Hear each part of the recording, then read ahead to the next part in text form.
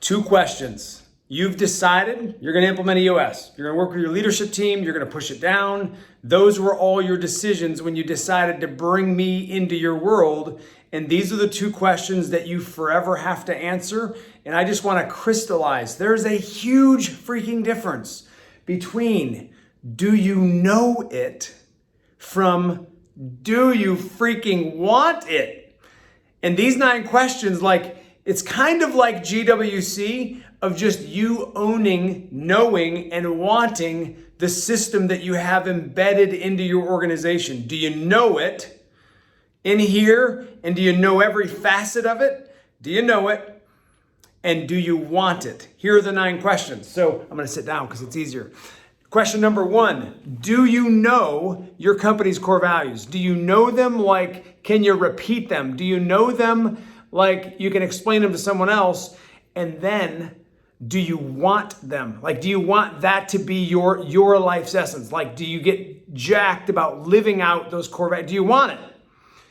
Do you know your 5 roles? Everyone should know their 5 roles, and that's different, knowing it versus wanting it. Do you get freaking jacked about doing the activity and mastering those 5 roles for the greater good of your team?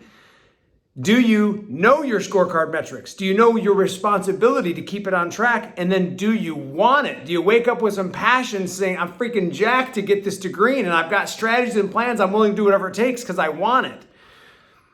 Do you know your rocks? Do you know them? Do you know how to solve them? Do you know how to get them to done? Do you know how to collaborate with do you know your rocks, the ins and outs of your rocks, and do you freaking want them?